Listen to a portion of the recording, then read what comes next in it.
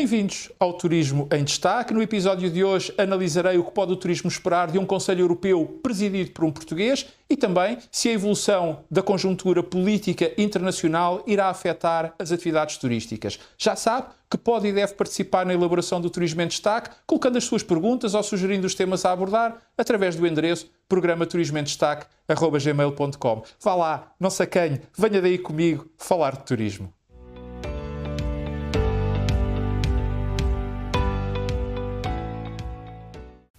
Como não podia deixar de ser, a recente escolha por parte dos 27 do ex-primeiro-ministro português para liderar o próximo Conselho Europeu da União Europeia acabou por fazer de imediato disparar as perguntas e os pedidos de análise deste tema que me foram dirigidos todos para o endereço que está aqui a passar em rodapé, programa turismoemdestaque@gmail.com, os quais naturalmente agradeço e que foram todos no sentido de se poder fazer uma avaliação sobre as implicações turísticas futuras que tal situação pode vir a gerar. Mas antes de lá ir, aproveito para sublinhar que foi justamente com este propósito que este endereço foi criado, para que possa colocar as suas perguntas ou sugerir os temas a abordar. Já sabe que, portanto, não me esqueça de usar e abusar do endereço programa turismoemdestaque@gmail.com, porque a sua participação não só é necessária, como é também sempre muito bem-vinda. Antes de responder diretamente à questão sobre o que pode o turismo esperar de um Conselho Europeu presidido por um português, eu não posso deixar de começar por dar aqui 3 sublinhados. O primeiro para dizer que, embora o Conselho Europeu seja o órgão que define as orientações e prioridades políticas gerais da União Europeia, tal como também a sua agenda política, aliás, por este motivo é que ele é composto pelos 27 chefes de governo dos Estados-membros, pelo Presidente da Comissão Europeia e também, que lá está, pelo próprio Presidente do Conselho Europeu, não compete ao mesmo fazer negociações nem adotar legislação. Isto leva-me de imediato ao segundo sublinhado, que tem a ver com o facto do Presidente do Conselho Europeu apenas ter a responsabilidade formal de convocar as reuniões do órgão e também definir a respectiva agenda de trabalhos. No entanto, e apesar disto, vale a pena dar aqui este terceiro sublinhado para salientar que, apesar desta aparente limitação da ação do Presidente do Conselho Europeu, o seu papel transcende em muito as competências que lhe estão atribuídas, já que, no plano mais informal, acaba por ser da sua responsabilidade fazer uma espécie de trabalhos de casa para que as reuniões sejam proveitosas, que decisões e acordos venham a ser tomadas e obtidas para que não se criem impasses no seio da União Europeia. E neste sentido mais prático, mais concreto, ou se quisermos até mais real, é obviamente muito prestigiante para qualquer Estado-membro ter um seu cidadão a desempenhar o papel, no fundo, de congregador de vontades, de fazedor de pontes, de promotor de entendimentos. Daí que, enquanto português, aqui registro uma palavra de felicitação ao Dr. António Costa, que acompanho naturalmente com votos dos maiores sucessos no desempenho das suas novas funções, que irá iniciar no início de dezembro próximo. Dito isto, vamos então agora às expectativas que o turismo pode legitimamente ter. E neste particular eu permito-me destacar 4 pontos que considero fundamentais, sobretudo porque os mesmos poderão vir a ser influenciados e até mesmo impulsionados justamente por termos um português como Presidente do Conselho Europeu, logo com uma aparente maior sensibilidade para as questões relacionadas com o turismo. E quais são então esses 4 pontos que estou a referir? O primeiro de todos eles está relacionado com o imobilismo em que a União Europeia tem estado mergulhada, ao invés de demonstrar dinamismo. Isto é, se quiser, a União Europeia, para voltar a ter um papel charneira no mundo, seja a nível político, seja a nível económico, pode, deve, aliás, tem que se libertar das grelhetas, do autêntico colete de forças em que se deixou enredar e mudar de mentalidade e até mesmo de filosofia. Os eurocratas têm que deixar de tudo querer definir, de tudo quererem normalizar, regular e legislar, sob pena de condenarem a União a um definhamento que, dia após dia, cada vez afasta mais os cidadãos do projeto europeu. O mercado único nasceu com o propósito de estimular as relações económicas, desburocratizando-as, facilitando-as e promovendo-as, respeitando sempre o princípio da união na diversidade. Ora, este voltar às origens é, quanto a mim, não só decisivo, como também urgente. O segundo sublinhado, ou o segundo ponto que aqui queria fazer, tem a ver com o desenvolvimento económico e, em particular, com o progresso turístico. Enredada na sua própria teia, tecida pelos eurocratas, com a conivência de lideranças políticas fracas nos planos nacionais, a União Europeia tem vindo paulatinamente a perder fôlego e até a ter políticas erráticas que só prejudicam a vida a quem quer criar riqueza. Veja-se os protestos dos agricultores, dos construtores de automóveis ou mesmo das poucas empresas tecnológicas que ainda vão sobrevivendo sediadas no espaço da União Europeia. Isto para nem sequer falar daquilo que tem sido a evolução do turismo. É que apesar do velho continente ainda receber 50% do total das chegadas internacionais de turistas, tal proporção já foi muito superior, na casa dos 60%. Ora, com o eixo turístico a deslocar-se para a região da Ásia-Pacífico, é bom que alguém alerte os Estados-membros para o facto da União ter reconhecido o turismo no Tratado de Lisboa em 2009, tal como eu tive a oportunidade de dar aqui conta em detalhe no episódio 30 desta segunda temporada do Turismo em Destaque, que foi para o ar há pouco mais de um mês, definindo-se então a atividade como um dos domínios de ação comum dos Estados-membros.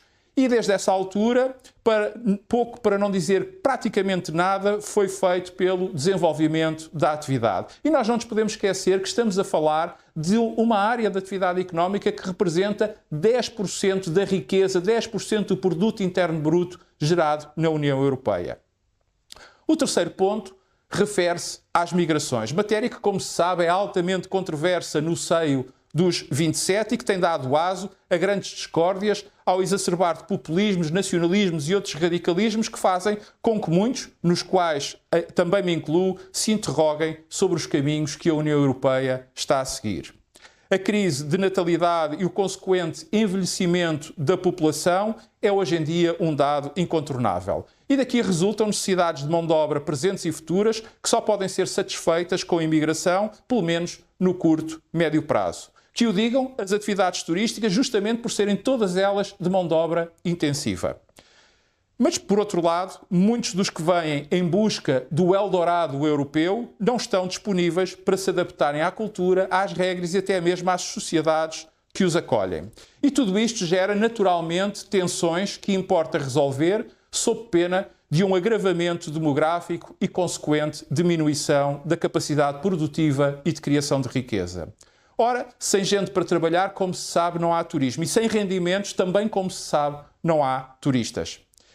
Portugal e os portugueses têm a capacidade histórica de cosmopolitismo e da hospitalidade. Por isso, é legítimo que muito se espere neste plano da influência e persuasão que um português possa ter e exercer.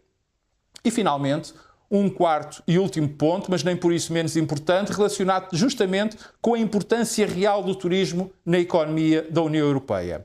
É crítico fazer compreender, sobretudo aos países do Norte e do Centro, que o turismo não é uma atividade qualquer, não é uma área da economia que apenas alimenta os países do Sul, os denominados PIGs, Portugal, Itália, Grécia, Espanha, a que também podíamos juntar a França. Pelos seus efeitos multiplicadores, diretos, indiretos e induzidos, o turismo tem crescente impacto nas demais áreas da economia dos 27, do setor primário ao financeiro, passando pela indústria e pelo grande terciário. Como há pouco dizia, são já 10% do produto interno bruto e cerca de 12% do emprego direto da União Europeia. Portanto, será bom que alguém que assistiu ao muito que o turismo fez e faz pela economia portuguesa procure apoios, mobilize opiniões, explique e explicite as vantagens que é ter um turismo forte e pujante. Porque para ele o ser, também tem que ser ambientalmente, socialmente e energeticamente sustentável. E se a União Europeia ambiciona, de algum modo, reforçar a sua influência no mundo, deve fazê-la com novas soluções, mas também com novas apostas. E o turismo, por tudo aquilo que representa e influencia, da paz ao ambiente, do bem-estar à educação, da promoção da cultura à coesão territorial, do respeito mútuo à união na diversidade, pode ser uma arma secreta desse novo paradigma. Em conclusão, eu tenho para mim que a nomeação de um português para presidir ao Conselho Europeu pode fazer o turismo sonhar e ambicionar muito, mas tal não nos deve tolher o raciocínio. É que a tarefa é titânica e cheia de riscos, como se estivesse a andar sobre gelo fino.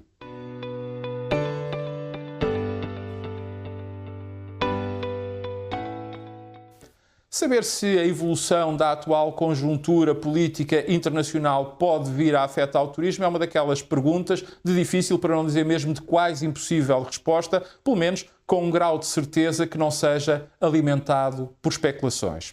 Aliás, para além da evolução dos dois grandes conflitos, ou se quisermos das duas grandes guerras que estão neste momento em curso, uma na Europa, em concreto na Ucrânia, e outra no Médio Oriente, em concreto em Gaza, que ninguém sabe como se irão desenrolar e desenvolver nos próximos meses, eu já aqui tinha tido a oportunidade de, logo no primeiro episódio deste ano, no episódio número 9 desta segunda temporada do Turismo em Destaque, dizer que este iria ser também um ano de todas as eleições, o que já de si trazia e deixava no ar muitas interrogações. Só que, entretanto, apareceram mais algumas que não estavam previstas, como as legislativas francesas que tivemos a primeira volta no domingo passado e as presidenciais iranianas, aqui não tanto pelo resultado, mas pelas consequências que podem acabar por ter a nível regional. Para além disto, também tivemos na semana passada o primeiro debate entre os dois mais do que prováveis candidatos às presidenciais dos Estados Unidos da América e escusado é dizer a importância que tal eleição tem para o mundo e também para o nosso futuro comum, deixando-nos mais do que apreensivos, verdadeiramente angustiados perante uma escolha quase impossível, atenta à insanidade da mensagem passada por ambos os competidores. A tudo isto, há que juntar uma inflação que demora em descer, tal como as taxas de juro, e a consequência que isso tem ao nível do poder de compra e capacidade de investimento das pessoas e famílias, mas também das empresas. E aquilo que sabemos é que sempre que há incerteza gera-se desconfiança, a qual origina, naturalmente, retração do consumo. E dentro do consumo, as componentes que acabam por ser mais prejudicadas são as menos essenciais, onde se inclui o turismo, ou melhor, a aquisição de produtos e serviços turísticos.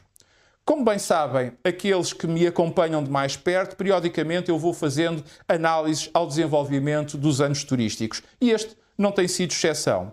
Mas eu devo confessar que, apesar dos alertas e das cautelas que tenho antecipado relativamente ao segundo semestre deste ano 2024, a evolução, ou mais concretamente o resultado das eleições que estão a decorrer em França, as que irão ter lugar na próxima quinta-feira no Reino Unido, e a dinâmica que se for percepcionando no que respeita à evolução política nos Estados Unidos da América, a par da evolução das guerras e da inflação, ou se quisermos das taxas de juros, devem fazer e merecer um acompanhamento muito estreito por parte de todos os agentes turísticos, maiormente dos agentes turísticos nacionais. É que, nada mais, nada menos, aquilo que está em jogo são, desde logo, três dos nossos principais mercados emissores, o britânico, o francês e o americano, o que quer dizer que se alguma coisa aí correr menos bem, de imediato as consequências far-se-ão sentir no turismo nacional.